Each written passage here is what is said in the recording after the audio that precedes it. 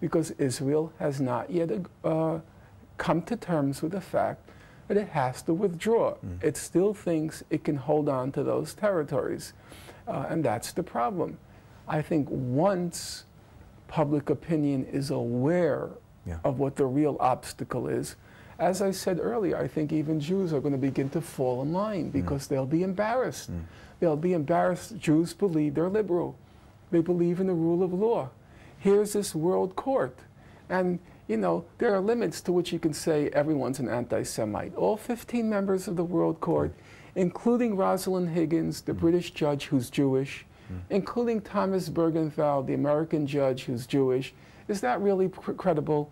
And at that point, you have a kind of crisis in the conscience or the self-image. It's a little different. The conscience or the self-image of American Jews and the Jews elsewhere. Well, maybe we better start rethinking this because it's becoming an embarrassment. Or it's wrong, you know, wrong or embarrassment. Either way, we have to rethink it. There's a way to win now. There's a way to win now. Let's go back a little to the region. You mentioned in the first part of the program that you think that now the military option has been taken away or has been. Really, do you think that that's the end of it? The talk of or the parading or the posturing of regarding force used? No, it's not the end. It's temporary. As I said, I think they're going to try again with Iraq. Excuse me, try again with Lebanon. And they'll be waiting for a new opportunity with Iran. It's in temporary abeyance. The place where it ended, you know, was with Egypt. That was a serious long-term commitment. Because if you read the literature after the '73 war, they began to panic that the balance was shifting. They're not yet ready to reconcile themselves with Iran because there's a very big difference. It was very clear that Sadat was dying to get into the American camp. So reconciling with him effectively made them a subordinate of the U.S.-Israel axis. Egypt. Iran wants to enter on its own terms. It doesn't want to enter on Sadat's terms. Namely, it wants to be a major regional actor. So coming to terms with Iran, that's a no-no, a big no-no. Yeah, of course it's a big no-no because the U.S. and Israel are supposed to be in charge, or so they think. And so entering into an agreement with Iran will be on very different terms. It will have to recognize there's a major regional player which is not going to allow for Israeli hegemony in the region, which was different than when Egypt, you know, Egypt actually became a minor player after the Camp David Accords. It was the end of the Nasser era, effectively. And they're not ready with that with Iran. Neither is the U.S. There's no military option as far as they can tell. Now, they're not yet ready. And as I said, I don't really, I'm sorry I have to say it, I'll be totally betraying my parents' legacy if I suddenly became an advocate of war, and I'm not going to go there. But regrettably, I just don't see any option until Israel becomes convinced there are no military options, and they're a very tough nut to crack. So within that kind of idea, if you wish, how do you see the region panning out in the foreseeable future? Let's say the medium term. Now let's not go beyond that, but let's say within the next 2-3 years. I mean, we're talking about Lebanon, we're talking about Iran, we're talking about the still ongoing crisis in Iraq, which doesn't seem like it's going to, you know, solve itself within the next few weeks or months. We have Syria there.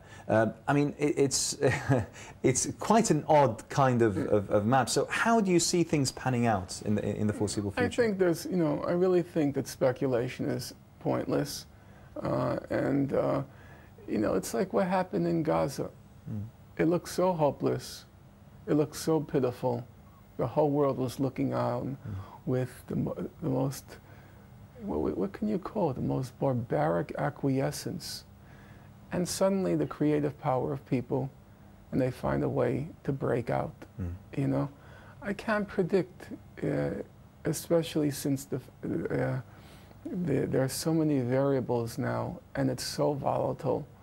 In Lebanon, where I was just a couple of weeks ago, it's clear that the society is divided down the middle, which is a problem already. The other problem is rational, reasonable people. difficulty getting out of that problem. Yeah. How do you create a genuine democracy in a society based on sectarianism? I don't think there's an easy answer to that. And so the Israel-Palestine conflict, there's a fairly clear way to break out of the impasse. But in other parts of the world, I don't think there's a clear answer in Iraq. You know, I was talking today to a young fellow from Oxford who's of Iraqi descent, and we were going through, he just was back there, he goes back and forth, and he was giving me a pretty clear picture of what's going on there, and I said, do you want the Americans to leave? And he said, no, not in the next couple of years. It's not yet ready until the Iraqi security forces have been trained. So even on what we like to think are fairly straightforward matters like an immediate American withdrawal, I think honest people have to acknowledge it's a little more complicated than that. So we have two problems. We have a complicated, volatile situation, A, but B, we don't have any obvious solutions. In Lebanon, in Iraq, there are no obvious solutions. So I think to try to speculate now is pointless. The main thing I think we should be struggling for is to try to uphold basic principles of international law, which seem to have good reason behind them. One of those principles was that you're not supposed to attack a country until and unless they have, an armed attack has occurred against you.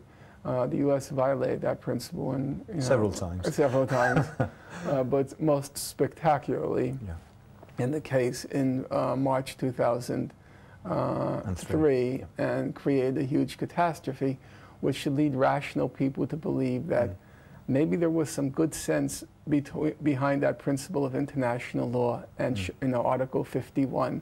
Unless the UN authorizes it, you only have a right of self-defense against armed attack. That maybe there was some good sense behind it, and I think we should try to work on those principles.